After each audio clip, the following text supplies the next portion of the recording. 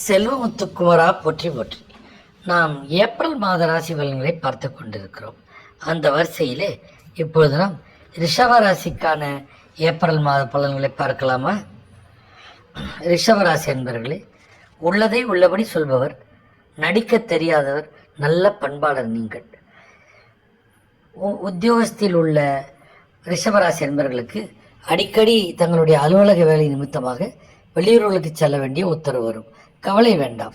அவ்வாறு செல்வதன் மூலம் தங்களுக்கு பெரிய மனிதர்களின் தொடர்பும் அவர்களின் ஆதரவும் கிடைக்கும். மற்றும் வெளியூருக்கு செல்வதனால் உங்களுக்கு வேலையிலே மேன்மேலும் உயர்வும் சிறப்பான பலன்களும் கிடைக்க வாய்ப்பு இருக்கிறது.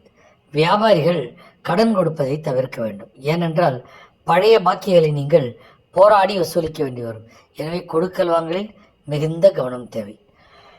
குடும்பத் தலைவிகள் கைத்தொழிலான டைலரிங், அழகு நிலையங்கள், பொம்மை தொழில் போன்ற சுய தொழிலை ஆரம்பித்து லாபத்தை ஈட்டுவார்கள். மாமியார் மருமகள் உறவுகளில் பிரச்சனை ஏற்படும். எனவே நீங்கள் விட்டு கொடுத்து செல்ல வேண்டியது மிக மிக அவசியம்.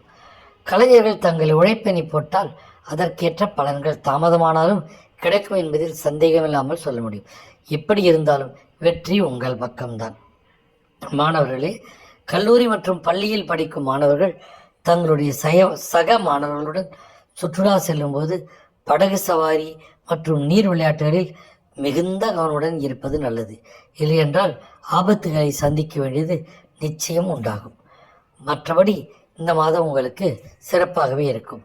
பரிகாரம்: ராகு பகவானுக்கு ராகு காலத்தில் வெள்ளிக்கிழமை அன்று பால் முட்டை போட்டு வழிபடுவது சாலச் சிறந்தது.